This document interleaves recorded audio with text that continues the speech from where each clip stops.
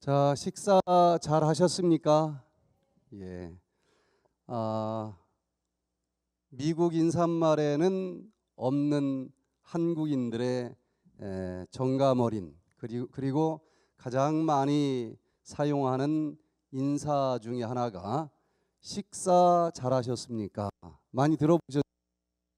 예, 이 식사 잘 하셨습니까? 하는 이 인사는 다른 나라 인사말에는 없어요. 여기 세계 한국어 문학 이 논문에 발표된 것을 보니까 한국 사람들이 유독 즐겨 쓰는 인사인데 진짜 밥 먹었느냐를 물어보는 정도가 아니고 이 한국 식사라고 하는 것은 사랑과 정성이 아니면 나올 수가 없어요.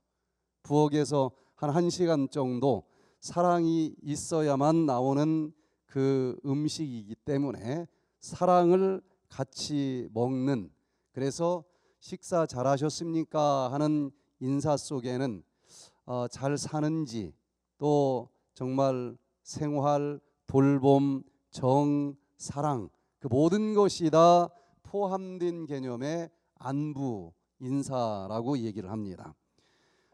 그리고 또 밥 먹을 때도 잘 먹겠습니다라고 또 인사도 하고, 먹고 나면은 잘 먹었습니다. 이 먹는 거에 대해서 참 인사 말 속에 많이 들어 있는데, 왜 한국 사람들이 이런 인사를 이렇게 자주 할까 생각을 해보니까 잘 먹는 법을 몰라서 계속 그 인사를 하는 게 아닌가 싶어요.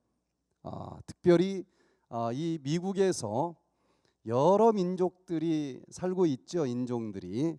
그래서 미국에 살고 있는 여러 민족별로 위암이 어떤 민족이 많이 걸리는가 하고 통계를 발표했는데, 제일 위에 아주 타의 추종을 불허할 정도로 위암 1등 민족이 누구로 나옵니까?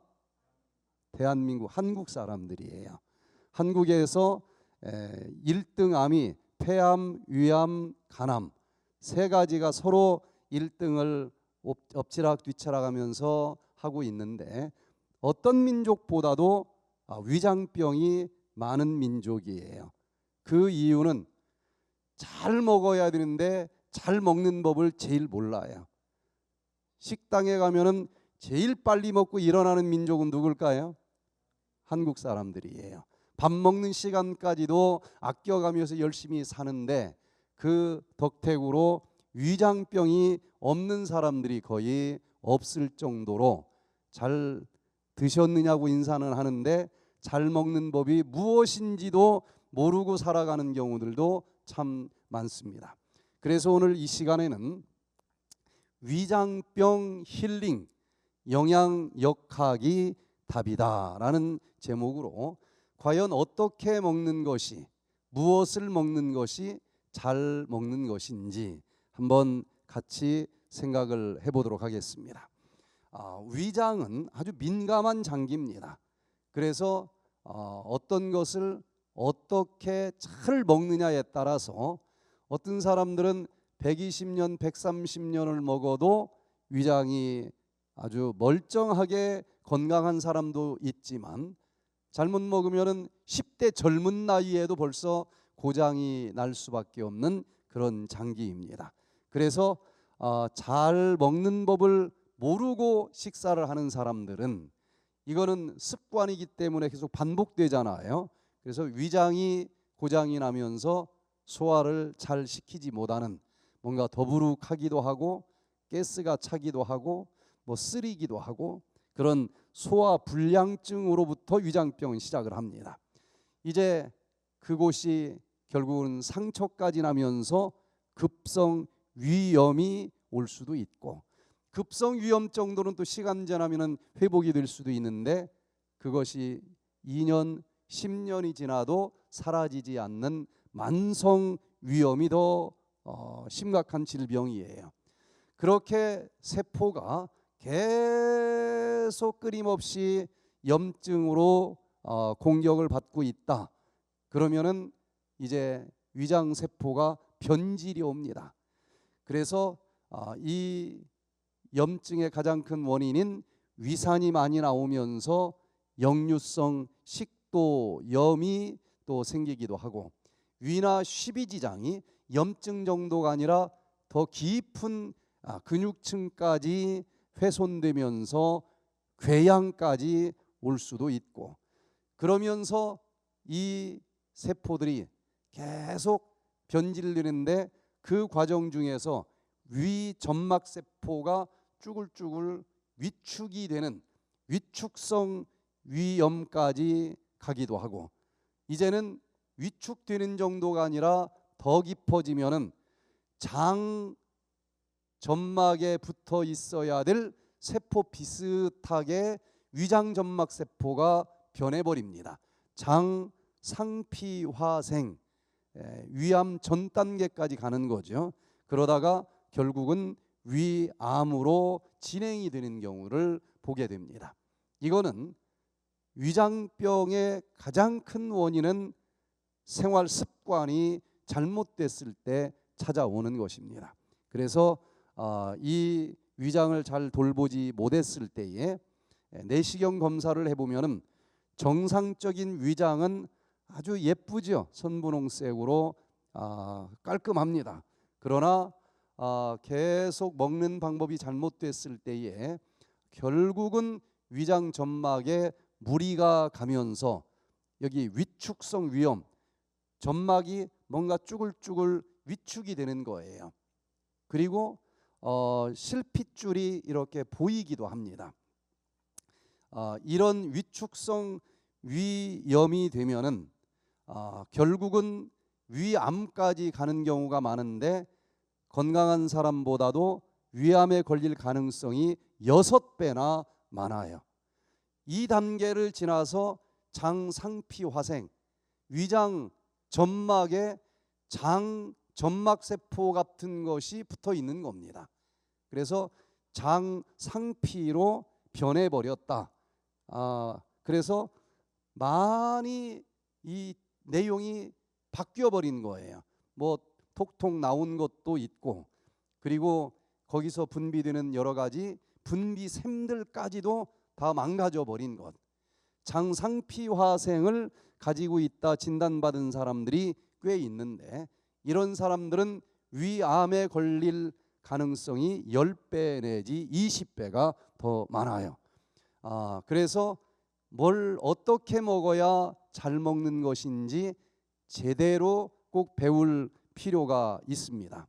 그래서 오늘 이 시간에 과연 어떻게 먹는 것이 잘 먹는 것인지를 좀 살펴보려고 하는데, 저도 그걸 잘 몰랐어요.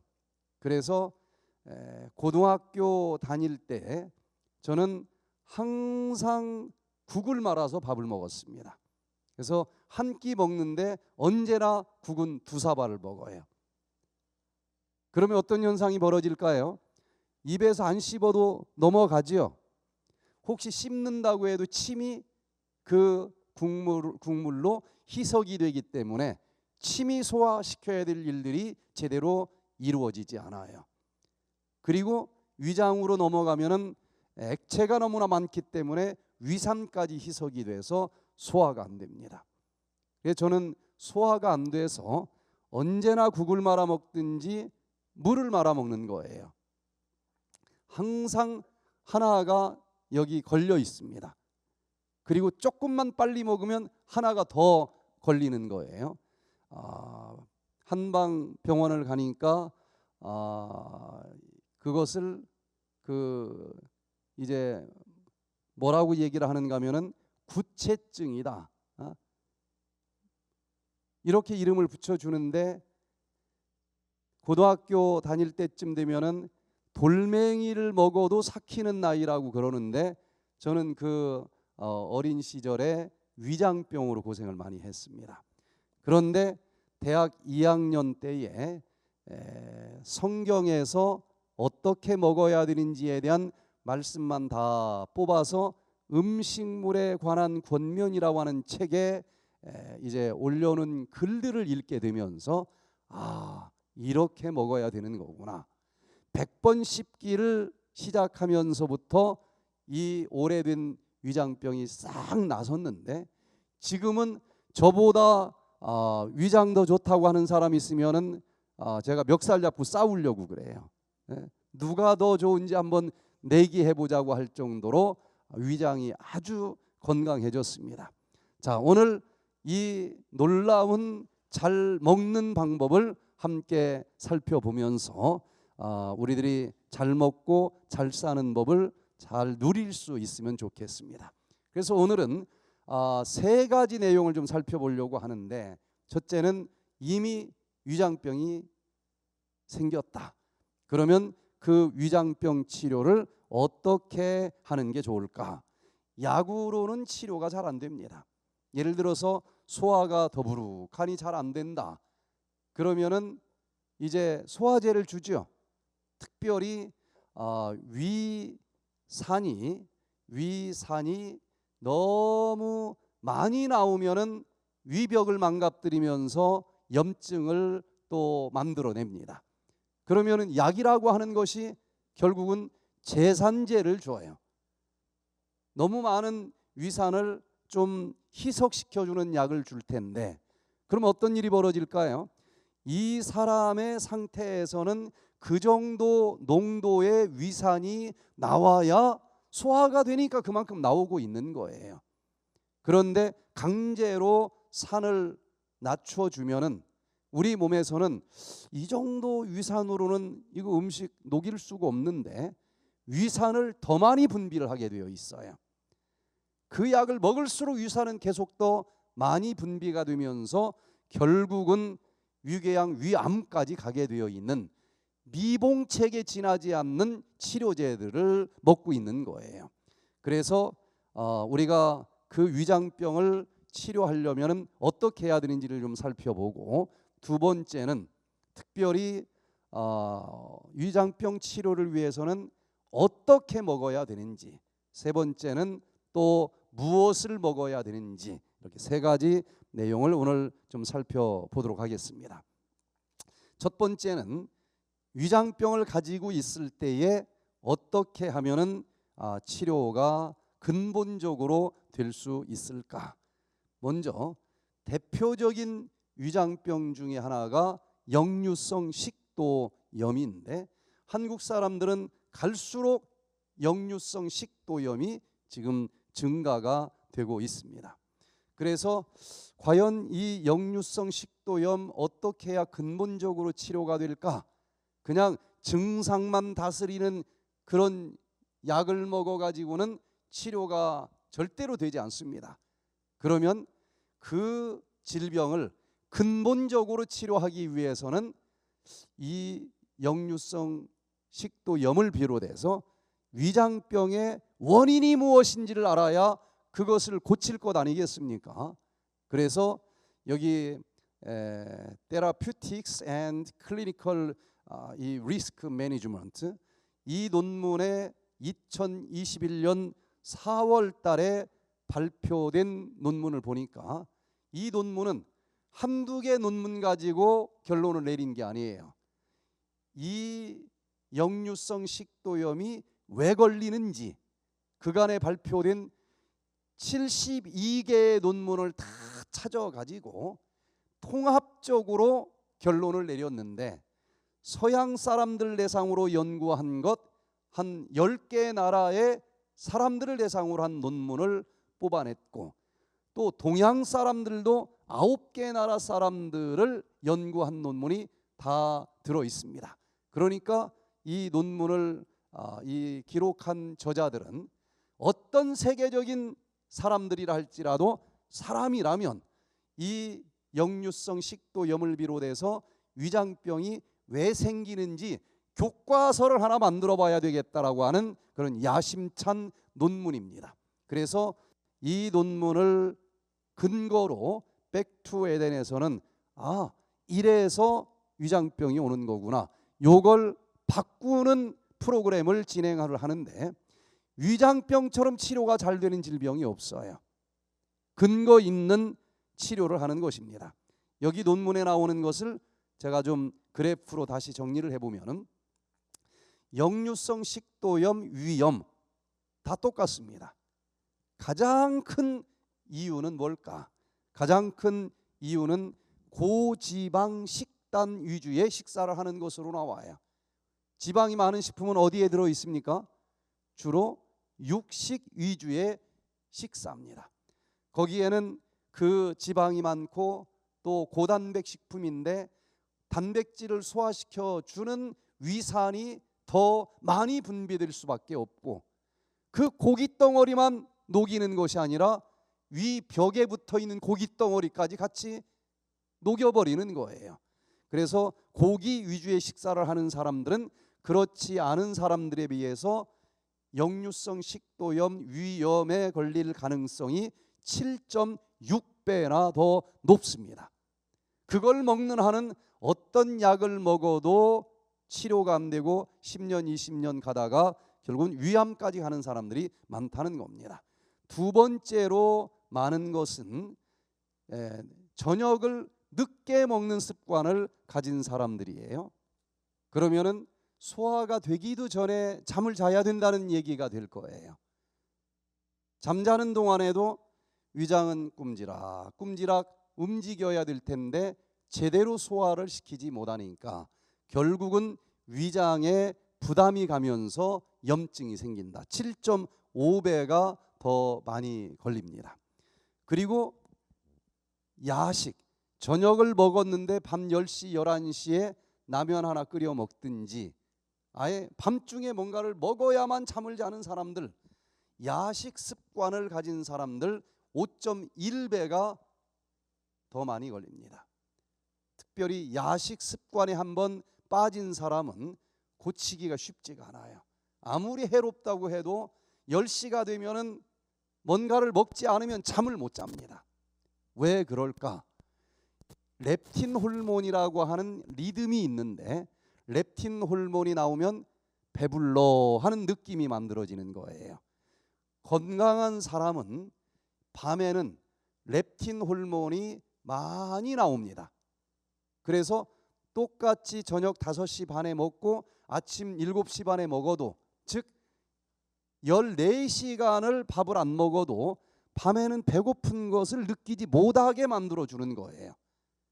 그런데 저녁 10시에 라면을 먹고 한 서너 번만 계속해서 먹으면 이 위장은 음식이 자꾸 들어오니까 낮이라고 생각을 하는 거예요. 그래서 낮인 줄 알고 이렇게 많이 나오던 렙틴 호르몬이 밑으로 쫙 처집니다. 그래서 저녁에 밥을 밤에 먹지 않으면 배가 고파서 렙틴 호르몬이 없으니까 너무너무 배가 고파서 견딜 수가 없어요. 그래서 아무리 이 강의 들어도 그 습관 고치는 것이 어렵습니다.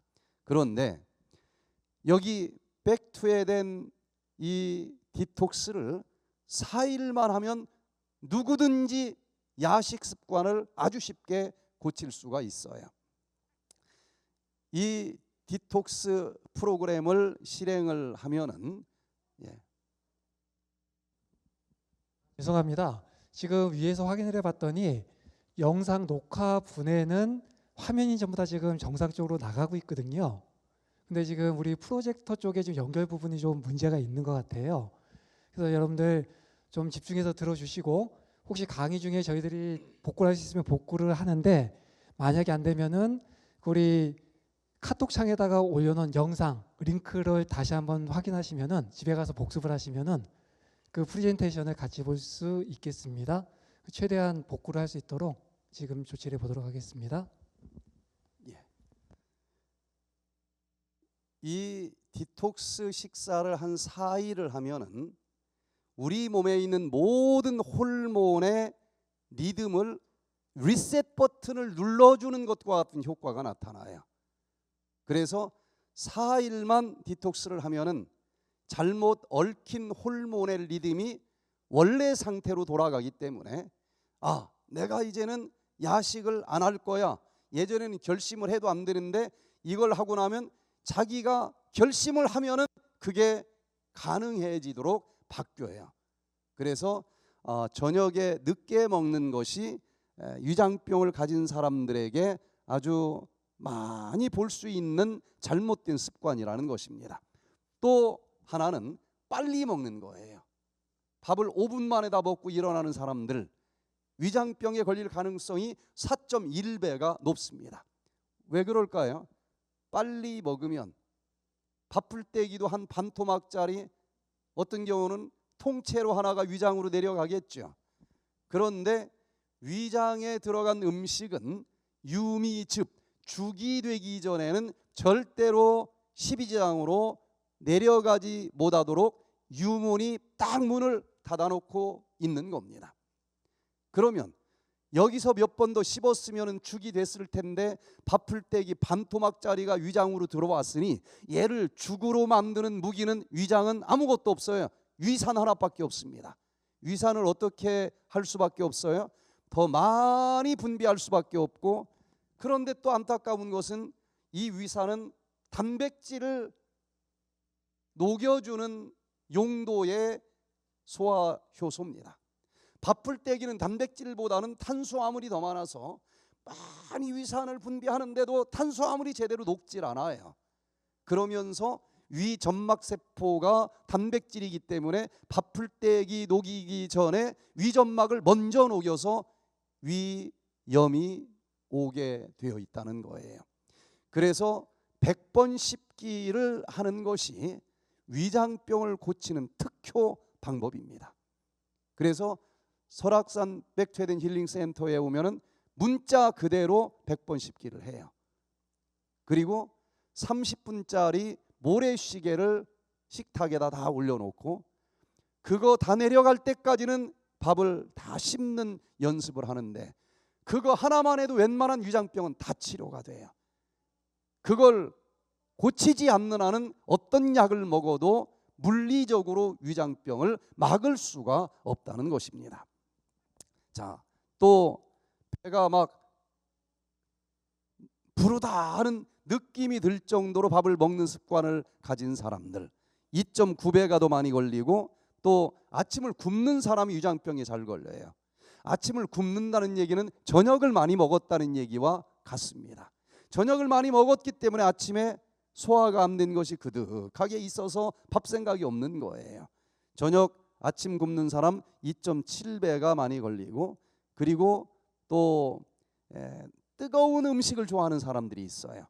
한국 사람들의 독특한 성격 중에 하나가, 뭘 입에다 딱 넣었더니 어우 생각보다 너무 뜨거워. 그러면 호로로 가면서 뭐가 탈 것 같은 느낌이 들어요. 이러다 혓바닥 타겠네. 그러면 미국 사람들은 뱉는데 한국 사람들은 꿀거덕 삼켜요. 열이면 9명이 한국 사람들은 그렇게 합니다. 그런데 안타까운 사실은 혓바닥보다도 식도의 점막은 더 열에 약합니다. 혓바닥 탈까봐 삼켰는데 식도는 그냥 녹아버려요.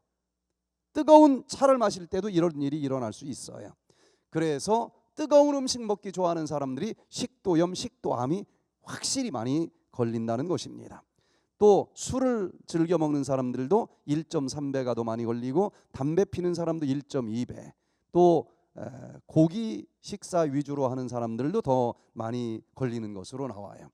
자, 그래서 이 역류성 식도염, 이것을 이렇게 잘 걸리게 해주는 습관이 무엇인지를 이 논문에서는 다시 정리를 했는데, 채식 위주의 식사를 하는 사람들은 그렇지 않은 사람들보다도 역류성 식도염에 34%밖에 안 걸린다는 거예요. 무엇을 먹느냐도 이렇게 관계가 높다는 것이고, 또 한 하루에 30분 정도, 일주일에 3번 이상 운동을 해주어도 70% 정도밖에 위장병이 안 걸립니다. 그냥 먹고 누워서 TV만 보니까 소화가 안 되고 위장병이 생기는 거예요. 자, 이렇게 위장병이라고 하는 것은 아주 대표적인 생활 습관병이다. 뭐 먹어야 돼? 이것보다 더 중요한 것은 생활 습관을 고치는 것이 더 중요하다는 것입니다. 여기 Frontiers in Medicine, 이 논문 2025년 2월 달에 발표된 것을 보니까 위축성 위염, 장상피화생, 이건 위장병의 마지막 코스죠. 여기서 이제 위암으로 넘어가는 것인데, 이렇게까지 위장이 망가졌어도 이것을 고칠 수 있는 의학적인 방법은 최근에 발표된 것인데 오토파지가 답이라는 거예요. 오토파지를 하면은 500kcal 하루에 섭취하고 2000kcal를 쓰니까 얼마가 부족하다 그랬어요? 1500kcal가 부족한데, 그때 오토파지 자동 청소기가 스위치가 켜지면서 야, 내 몸에 쓸데없는 쓰레기들을 좀 뜯어가지고라도 에너지를 쓰면서 살아남아야지. 그런데 위 점막에 덕지 염증이 보이는 거예요. 염증도 뜯어내면 단백질이거든요. 그것을 싹 뜯어가지고 에너지로 쓰는 이 오토파지가 칼을 대지 않은 위염을 수술할 수 있는 최고의 방법이다. 2025년 2월 달에 발표된 최근의 연구 결과입니다. 그래서 이 오토파지 식사를 똑같이 하는데 그 중에 몇 사람은 속이 쓰리다라고 하는 사람들이 있어요. 아니면 메스껍다, 토할 것 같다, 이거 뭐 들었어요? 자꾸 그렇게 물어보는데 다른 사람들은 다 괜찮아요. 그런 사람들은 감사해야 됩니다. 100% 위장의 기능이 망가진 사람들에게만 나타나요. 왜? 염증이 있으니까 이렇게 오토파지가 뜯어내니까 이게 뭔가 더부룩하기도 하고 소화가 안 되는 것 같기도 하고 자꾸 넘어오려고 하는 것 같기도 하고, 여기서 수술이 지금 일어나고 있는 거예요. 그리고 심하면 뜯어내면서 아프기도 합니다. 이런 사람들이 그 고비를 넘기고 계속 오토파지를 한 일주일 이상 하면은 깨끗이 치료가 돼서 예전에 가지고 있던 위장하고 너무 달라서 막 춤을 추는 사람도 있어요. 속이 너무너무 편하다는 거예요.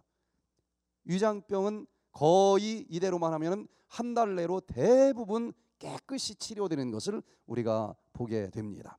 그래서 오토파지, 이것이 소화기관에 뭐가 문제가 있는 사람들에게는 정말 추천할 만한 치료법이 될 수 있다는 거예요. 왜 위장병이 그렇게 치료가 잘 된다고 할까? 여기 손등에도 뭔가 잘못돼서 염증이 생겼을 때 자연 치유력이 있기 때문에 한 일주일, 2주일이면 치료가 됩니다. 3살이 돋아나요. 그런데 위장에 있는 염증도 똑같이 세포이기 때문에 자연 치유력이 작동을 합니다. 3살을 돋아나게 해요. 그런데 문제는 하루에 3번씩 우리는 음식을 먹어야만 살기 때문에 아물만 하면 음식이 들어와서 훑어버려요. 아물만 하면 음식이 훑어서 계속 염증이 치료가 안 되기 때문에 위장병 한 번 가지면 평생 갖고 있는 경우가 많은 겁니다. 그런데 이 오토파지 식사를 하면은 밥을 안 먹죠. 뭐 먹기는 먹는데 미생물이 이걸 완전히 소화를 시킨 것을 먹는 거예요. 그렇기 때문에 먹어도 위장이 일을 전혀 할 거리가 없는 걸 먹기 때문에 난생 처음으로 위장이 휴가를 받게 되는 거예요. 훑어내는 것이 없이 계속 치료를 해주기 때문에 그 고질병, 위장병이 사라지는 것입니다. 그리고 또 이미 염증이 있다 할지라도 오토파지가 그것을 뜯어내면서 근본적으로 수술을 해주기 때문에 위장병이 놀랍게 치료되는 임상 사례들을 우리가 봐요. 이수기 씨가 평생 남편을 떠나서 어디 휴가를 가본 적이 없는 그런 분인데, 친구가 야, 우리 이번 추석 명절 때 설악산 백투헤든 힐링센터 한번 가볼까? 뭐 치료도 되고 그냥 여기저기 뭐 관광도 다니고 그냥 놀러 다니는 것처럼 너무 좋대. 그래서 남편한테 나 평생에 한번 2주일 휴가 좀 줄 수 있어 그랬더니 가라고 그러더래요. 난생 처음 집을 떠난 거예요, 남편 없이. 그런데 그냥 놀러 왔다고 생각을 했는데 와서 보니까 오토파지를 하려면 하래. 우리는 강제로 하라고 안 합니다. 언제나 밥 먹는 프로그램, 오토파지 프로그램이 동시에 제공이 돼요. 어떻게 하면 좋은지 강의는 하지만 절대로 강권을 하지 않습니다. 단식원이 아니에요. 본인이 하기를 원하는 사람만 오토파지를 합니다. 자, 그런데 가만히 들어보니 위장병이 있는 거예요. 이분이 역류성 식도염이 있는데 이거 고칠 건 생각도 안 했지만 그러면 해봐야 되겠다. 처음에는 메스껍고 막 이런 것들이 있었는데 일주일 하니까 통증이 싹 사라지는 거예요. 2주일 있었는데 이 역류성 식도염 증상이 완전히 사라져서 그 친구와 함께 나와서 야, 그냥 놀러 온 줄 알았더니 이건 평생의 내 위장병 문제를 해결하고 갑니다. 이렇게 마지막 날 인사를 했습니다.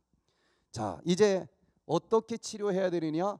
위장병의 원인을 고쳐라. 생활 습관을 고쳐라. 100번 씹기 하고, 그리고 늦게 먹지 말고 오늘 강의한 내용대로 하고, 그리고 아주 강력한 치료법 중에 하나는 종종 오토파지 식사를 해라. 그러면 조금 문제가 있어도 깨끗이 치료가 됩니다. 저도 한두 달에 한 번 정도씩은 오토파지를 합니다. 뭐 흩어졌던 것들이 다시 원상태로 싹 리셋이 되는 기분을 느껴요. 자, 이제 두 번째는 어떻게 먹어야 할까? 대부분 위장병 가진 사람들이 저에게 질문할 때 위장병에는 뭐 먹어야 돼요? 한국 사람들은 뭐 먹는데 관심이 많아요. 양배추즙을 먹어야 돼. 그것보다도 10배 이상 더 중요한 것이 제가 30년 동안 임상 현장에서 경험한 것은 어떻게 먹느냐. 이게 위장병에 있어서는 더 중요합니다. 자, 그래서 어떻게 먹느냐. 보식을 할 때, 또 일단 건강 식사를 할 때도 이 원칙은 똑같습니다. 그런데 밥을 며칠 동안 안 먹다가 이제 다시 언젠가는 먹어야 되지 않겠어요? 그런데 한번 생각을 해보세요. 5만 피트 하늘을 날던 비행기가 야, 뉴욕 왔어. 갑자기 철커덕하고 내려오면은 어떻게 될까요? 그 고도 차이를 이길 수가 없어서 비행기가 터질 거예요. 지금까지 밥을 안 먹던 사람이 드디어 디톡스 끝났어 하고 한 사발을 먹어버리면은 이 위장은 그 에너지 차이를 견딜 수가 없어요. 잘못하면은 119를 부르는 일까지도 생길 수가 있습니다. 그래서 보식이라고 하는 게 있어야 돼. 착륙하는, 언제 내렸는지도 모를 정도로 조금씩 위장에 적응할 수 있는 시간을 주는 식사가 보식인데, 보식은 어떤 걸로 주로 먹는 것으로 알고 있습니까? 죽으로 먹어야 된다라고 하는 것은 다 아는데 조금 더 깊이 알 필요가 있습니다. 소대에서 만든 죽을 대부분 먹지요. 근데 소대에서 만든 죽을 먹으면 안 돼요. 입속에서 만든 죽을 먹어야 됩니다. 백투에덴에서는 죽을 안 줘요. 현미밥을 줍니다. 그러면 막 단식원 많이 다녔던 사람들은 기절을 하려고 그래. 여기 사람 잡는 데네. 백미도 아니고 현미밥을 줘요. 꼭 현미밥을 먹어야 됩니다. 자, 현미밥을 그냥 먹으면 안 돼요. 입에서 저 밥솥에서 만든 죽보다도 더 고운 죽을 써야 됩니다. 어떻게 하면 죽이 될까요? 100번을 씹어. 아니, 보식할 때는 200번을 씹어도 괜찮아요. 죽이 될 때까지 씹는 거예요. 오래 씹으면 죽이 될까요? 안 될까요? 소도방에서는 물리적으로 잘게 쪼개지는 소압밖에 일어나지 않지만 입에서 죽을 쓰면은 씹을 때 10가지 이상의 효소와 호르몬이 나와서 물리적으로 이빨이 쪼개준 건 말고 화학적인 소화까지 일어나서 완전히 죽이 되는 거예요. 그래서 꼭 소대에서 만든 죽을 먹지 말고 입에서 만든 죽을 먹자. 그것이 굉장히 중요한 차이점이 될 수가 있겠습니다. 두 번째는 안 먹던 것에서 먹는 데까지의 차이를 너무 갑자기 밀고 들어오면 안 된다. 연착륙을 해야 된다. 그래서 안 먹던 상태에서 씹는 음식을 먹으면 그 조금씩 조금씩 늘려가면서 먹어야 되는데, 단식을 하는 사람들에게는 보식을 며칠을 하라고 얘기를 하는가 하면은 단식한 날짜보다도 2배가 되는 날짜만큼 보식을 하라고 그럽니다. 어려워요. 4일 했으면은 며칠 보식을 하라는 거예요? 8일을 하라고 그러는데, 여기서 무슨 손이 하나 올라와 그냥 막 3번만 씹어도 자꾸 끌고 내려가려고 그래요. 이기기가 어렵습니다. 결국은 실패를 합니다. 단식하다가 몸 망가진 사람들이 얼마나 많이 있는지 몰라요.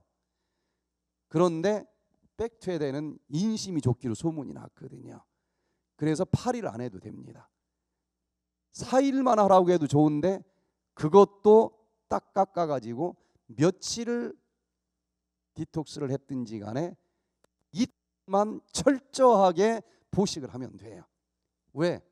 백퇴되는 굶은 게 아니에요. 뭔가 먹었어요. 그래서 이틀만 제대로 해주면서 이제 조금씩 조금씩 정상 식사를 양을 늘려가면서 하면은 또 단식했을 때보다도 그렇게 어렵지가 않습니다. 할만해요.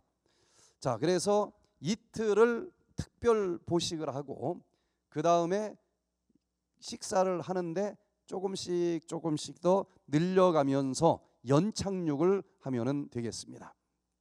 세 번째, 가장 중요한 것, 몇 번을 씹자? 보식이든 일반 식사를 하든 같은 원리입니다. 100번을 씹으면 다 입에서 소화가 돼요. 여기 치료봉사라고 하는 성경에서 건강의 원리를 뽑아내서 써놓은 책에 보니까 소화작용을 원활하도록 하기 위해서는 음식을 천천히 먹어야 할 것이다.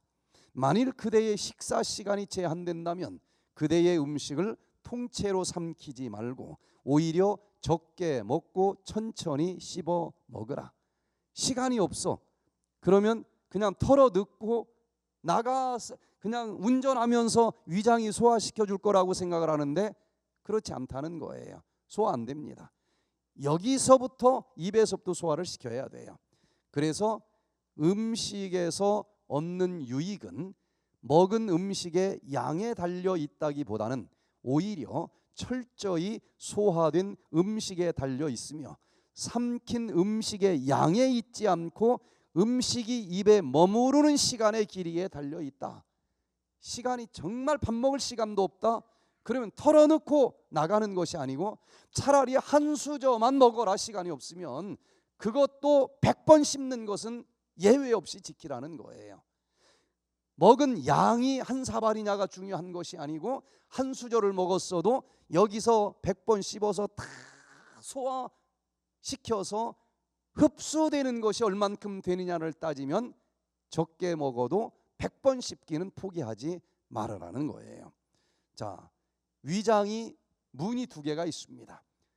식도에서 위장으로 들어가는 분문이 있고 소화가 끝나면은 십이지장으로 내려가는 유문이 있는데 아까 얘기한 것처럼 이 유문은 음식이 위장에 들어오면은 죽이 들어가기 전에는 절대로 열어주지 않습니다.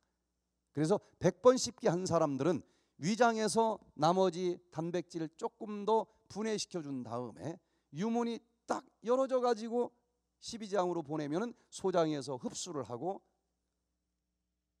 아무 문제가 없어요. 그런데 5번, 10번 씹고 삼키면 아까 말씀드린 것처럼 이것을 죽이 되도록 만드는 이 위산이 더 많이 나오게 되어 있고 밥풀떼기 녹기 전에 위장 점막 단백질이 먼저 녹으면서 위염이 오게 되어 있는데 한국 사람들 언어 중에서 외국 사람들이 제일 빨리 배우는 언어 단어가 뭐예요? 빨리. 세계에서 제일 빨라. 밥 먹기도 제일 빨라요. 그래서 위장병이 제일 많을 수밖에 없는데 뭘 이상한 걸 먹는 게 아니고 빨리 먹는 습관 때문에 세계 1등을 차지한다라고 저는 생각을 합니다. 요거 하나만 고치면 위장병은 무조건 낫게 되어 있어요. 자, 여기 강북 삼성병원에서도 같은 내용을 확인해 줍니다. 15분 이상 오래 씹는 사람들을 밥을 먹는 이 시간이 위염 발생 100% 기준으로 잡았을 때에 다른 것 다 똑같이 조정해도 15분도 밥을 안 먹어. 빨리 먹는다는 얘기죠. 15분 미만 씹는 사람들은 그 이유 하나만으로도 위염이 171%로 많이 걸려 있더라. 오래 씹는 것이 얼마나 중요한지 알아야 됩니다. 아, 바빠 죽겠는데 어떻게 100번을 씹어? 여러분, 씹을 때 이 침과 함께 10가지 이상의 효소와 호르몬들이 나옵니다. 여기 씹을 때 아밀라제, 프티알린이라고 하는 탄수화물 소화 효소가 나오는 것은 많이 알 거예요. 지방질을 소화시키는 리파제도 나옵니다. 또 병원균이 혹시 섞여 들어와도 죽이는 글로불린 A라고 하는 항체도 나오고요. 또 바이러스도 죽이는 락토페린이 나오기도 하고, 그리고 여러 가지 균을 죽이는 라이소자임, 그리고 가장 강력한 활성산소, 모든 세포다 염증 만드는 과산화 수소를 싹 중화시켜주는 페록시다제라고 하는 이 효소도 나오고, 그리고 뼈와 또 이빨과 혈액순환을 잘 되게 해주는 호르몬, 그래서 노화 방지 호르몬이라고 하는 별명을 가지고 있는데 파로틴이라고 하는 것도 침과 함께 나옵니다. 자, 또 NGF, 뇌신경 기능을 회복시켜주는 신경 성장 인자도 나와요. 이게 부족하면은 알츠하이머 치매에 걸리고 파킨슨이 걸리는데 100번 씹기를 하면은 이것을 막아주는 NGF가 그때 나온다는 겁니다. 또 뮤신, 이 치석을 방지해주는 뮤신이 나와요. 저는 스케일링을 평생 한 3번밖에 안 했어요. 치석이 안 낍니다. 그랬더니 치과 의사 친구가 에이 그런 게 어디 있어, 한번 봐봐 그랬더니 진짜 하나도 없네. 오래 씹기를 하면은 뮤신이 다 스케일링을 해줍니다. 스케일링을 할 필요가 없을 정도로 치석을 다 청소해줘요. 또 미뢰가 이가 들면은 다 죽어요. 맛을 잘 못 느낍니다. 그런데 그 미뢰를 다시 태어나게 해주는 거스틴 호르몬도 나와요. 아니 이렇게 보석처럼 소중한 치료제들이 나오는데 100번 씹기를 안 하는 사람이 바보 아니겠습니까? 엄청난 손해를 보는 거예요. 그래서 요 과학적인 팩트를 믿으시면서 시간 아깝다고 하지 마시고 100번을 꼭 씹어서 삼키시기를 바랍니다. 우리는 떡으로만 살 수 있는 존재가 아니죠. 영적으로는 하나님의 말씀을 먹어야만 사는데, 영적인 이 말씀도 만화책 읽듯이 읽는 사람들이 있어요. 꼭꼭 씹어서 먹어야 됩니다. 시편 119편 97절에 내가 주의 법을 어찌 그리 사랑하는지요, 내가 그것을 종일 작은 소리로 읊조리나이다. 읊조린다는 게 뭐예요? 씹는 거 아닙니까? 계속 생각을 해보는 거예요. 주의 말씀의 맛이 내게 어찌 그리 단지요, 내 입에 꿀보다 더 다니이다. 현미밥을 5번 씹고 삼키는 사람들은 백미 먹는 것보다도 건강에 더 안 좋습니다. 소화가 안 돼요. 그런데 그 현미를 100번 꼭꼭 씹으면은 얼마나 단맛이 많이 나는지. 영육의 법칙이 똑같습니다. 말씀을 100번, 1000번 계속 한번 명상을 해보시기를 바랍니다. 얼마나 달콤한 맛이 그 속에 있는지 느낄 수 있을 거예요. 4번째, 밥은 규칙적으로 먹어야 됩니다. 밥을 먹든지 안 먹든지 우리 몸에서는 일정한 소화, 효소, 분비, 리듬에 의해서 밥이 안 들어와도 그 시간에 소화 효소가 나와요. 12시 반에 당연히 음식이 들어올 줄 알고 위산이 쫙 나왔는데 밥을 안 먹네? 그러면 위벽을 소화시킨다는 거예요. 아무리 바빠도 한 수저라도 먹어줘야 됩니다. 한 수저만 먹어도 이 위산이 참 바쁜가 보다 하고 봐주면서 한 수저 소화시키는 것으로 끝나고 위벽까지는 녹이지 않는다는 거예요. 그래서 바빠도 한 수저라도 그 시간에 정확하게 먹어줘야 됩니다. 자, 이것을 어긴 것이 뭐예요? 밥 먹는 시간 말고 중간에 먹는 간식, 아무리 좋은 것이라도 해롭습니다. 또 밤에 먹는 야식, 너무 많이 먹는 폭식, 이런 것들이 위장병의 가장 큰 원인이 된다는 거예요. 5번째, 식간에 물을 충분히 마셔줘야 됩니다. 식간이라는 얘기는 어떤 시간을 얘기할까? 식후 2시간 이후부터 식전 30분 전. 왜? 식사를 하면은 위장에 음식이 들어가고 위장이 소화시켜주는 일들이 한 2시간 걸립니다. 그래서 밥 먹고서 2시간 이내에 물을 마시면 위산이 희석이 돼서 소화가 안 돼요. 또 물은 마시면 30분이면 위장은 다 지나가 버립니다. 밥 먹기 전 30분 전까지만 먹으면 돼. 굉장히 공복 시간이 길어요. 그 시간에 한 병을 한꺼번에 먹어도 괜찮고 그 시간에 몇 번을 나눠서 먹어도 상관없고 취향에 따라 사시되 이렇게 하루에 공복에 6잔 내지 8잔을 마셔주자. 그러면은 물이 충분히 들어오니까 위장 점막 세포에도 수분이 충분하니까 아주 탄력이 있어요. 그런데 물을 잘 마시지 않는 사람들은 이 위장 점막 세포가 물이 부족해서 쭈글쭈글 푸석푸석해집니다. 그래서 소화시킬 때마다 얘가 망가지기가 쉽다는 거예요. 자, 6번째는 한 수저를 먹어도 5대 영양소를 식단을 잘 짜서 먹어야 된다는 것입니다. 왜? 우리 몸의 세포는 수명이 있어요. 아프지 않아도 수명이 있습니다. 죽어요. 건강하려면 죽은 것만큼 만들어줘야 되는데 세포 하나만 만들어 주기 위해서도 5대 영양소가 골고루 있어야 만들어집니다. 아무리 좋은 것 한광주리를 먹어도 어떤 일이 벌어질까요? 5대 영양소를 갖춰서 먹지 않으면 건축할 때 벽돌은 열추로 갖다 놨어요. 시멘트가 한 자루도 없네? 그럼 몇 층 올라갈 수 있어요? 한 층도 못 올라가. 이건 쓰레기입니다. 괜히 밤에 가다가 이 사람 저 사람 넘어지게만 해요. 그래서 한 수저를 먹어도 5대 영양소를 갖춰서 먹어야 됩니다. 보식을 할 때도 한 수저를 먹어도 5대 영양소를 갖춰서 먹어줘야 돼요. 그 5대 영양소를 빠지지 않게 균형지게 식단을 짜는 법을 제가 무엇을 먹어야 되는지 뒷파트에서 조금 더 자세히 말씀을 드리겠습니다.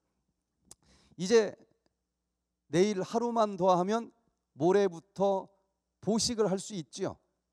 그래서 보식을 어떻게 먹는지 레시피를 이제 여러분들 나갈 때 다 나눠 드릴 거예요. 그냥 원리만 제가 말씀을 드립니다. 아침 식사 7시 반, 여러분들에게 준 시간표대로 아침은 7시 반, 점심은 12시 반, 저녁은 5시 반. 이 시간이 제일 좋아요. 자, 그렇게 먹는데 아침 식사 레시피를 보면은 현미 콩밥을 깎아서 한 수저. 처음엔 제가 한 수저 그랬어요. 그랬더니 주걱으로 한 수저를 푸는 사람이 있어. 그래서 치사하게 밥 먹는 수저로 깎아서 한 수저. 지키시면 지킬수록 본인에게 좋습니다. 자, 그러면은 여기에 현미가 들어갔으니까 탄수화물 들어갔죠. 콩이 들어갔으니까 단백질 들어갔죠. 그리고 방울토마토 내알, 비타민 미네랄 들어갔죠. 바나나 2분의 1개. 여기도 비타민 미네랄. 파프리카 색깔에 또 달라요. 색깔에 따라서 돌아가면서 먹으면 좋아요. 청색으로 4분의 1쪽. 생고구마. 고구마 꼭 굽거나 쪄서만 먹는데 생 거 먹어보세요. 효소가 살아 있습니다. 먹을만 합니다. 맛있어요. 생고구마 한쪽, 세쪽 끓였더니 한쪽의 크기가 너무 달라 사람마다. 그래서 치사하게 썼어요. 지름 3cm, 두께 2mm짜리 요 정도를 세 쪽 먹으라는 얘기예요. 뭐 헷갈릴 염려가 없겠죠. 땅콩 5알. 여기 또 지방이 들어가는 거예요. 다시마도 한쪽 끓였더니 막 큰 거 한쪽을 갖고 와. 그래서 가로 세로 2cm 곱하기 3cm짜리 두 쪽 한 입 사이즈 얘기하는 거예요. 마른 다시마는 정수기물로 한번 딱 씻어서 한 입 사이즈로 잘라 놓으면은 수분을 먹죠. 맛있어요. 제가 제일 좋아하는 이 다시마입니다. 또 생다시마도 살짝 뭐 물에 따뜻한 물로 데쳐서 먹어도 돼요. 자, 이렇게 먹으면은 5대 영양소가 다 들어있죠. 미네랄은 다시마에 또 많이 들어있지 않습니까? 자, 이렇게 5대 영양소로 시작을 합니다. 100번을 씹으면은 씹을 때마다 어금니가 딱딱딱 신호를 만들어서 시상하부 안쪽에 붙어 있는 만복중추신경을 자극을 해주기 때문에 배가 안 고픈데 그냥 옛날처럼 먹으면 배가 고파요. 100번을 꼭 씹어 보시길 바랍니다. 점심 때는 12시 반에 현미 콩밥이 2수저로 늘었어요. 이렇게 조금씩 느는 거예요. 늘어야 돼요. 그리고 당근, 바나나, 브로콜리, 파프리카, 또 호두, 두부, 다시마, 견과류 쪽도 이렇게 바꿔가면서 나오는 거예요. 5대 영양소가 나오는데 뭔가 좀 이렇게 바꿔가면서 양은 조금씩 늘려가는 쪽. 저녁 식사는 3수저로 늘었고 또 생고구마, 바나나, 양배추, 아몬드, 김 여러 가지를 채소 중에서도 가능하면 바꿀 수 있으면 바꿔가면서 5대 영양소를 조금씩 늘려라. 좀 감이 잡히십니까? 예, 레시피를 나눠드리니까 이런 원리로 이틀 동안을 늘려가면서 해보시고 이제 이틀이 끝났으면 3일째부터는 지금 이 레시피를 잘 보면은 어떻게 메뉴를 짜야 될지 보일 거예요. 그런 5대 영양소를 짜는 원리로 양을 조금씩 늘려가면 돼요. 자, 그래서 3일째부터는 이것을 조금씩 더 양을 늘려가면서 먹자. 박분선 씨가 위장병으로 평생을 고생을 합니다. 이제 나이가 드니까 아예 밥이 넘어가지도 않아요. 병원에 들어가서 3개월 동안 치료를 하는데 뭘 해도 안 돼. 그래서 링거로 삽니다. 3개월 동안 누워 있다 보니까 신경성 위장병이라고 그러는데 종창이 손바닥만한 게 등에서 나가지고 뼈가 보여요. 병원에서도 갈수록 좋아지는 게 아니라 나빠지니까 우리가 더 이상 해줄 게 없습니다. 체중이 33kg까지 줄었어요. 남편한테 그냥 집에 가서 잘 준비하십시오. 방법이 없습니다. 그래서 남편이 자기 개인 택시에 싣고 가다가 지금 집에 뭐 하러 가는 거예요? 장례 준비하러 가는 거예요. 그때 우리나라에서 최초의 암 전문 요양병원을 여수에다가 제가 이제 설립을 해서 운영을 할 때인데 그 소식을 어떻게 들고 가다가 방향을 틀어서 백퇴된 프로그램으로 온 거예요. 여기까지 왔는데도 방 밖으로 한 번도 나가지 못하고 살았습니다. 그렇게 지내는데 스피커로 강의를 들으면서 이 병이 그냥 온 게 아니구나. 내가 너무 습관이 잘못됐구나.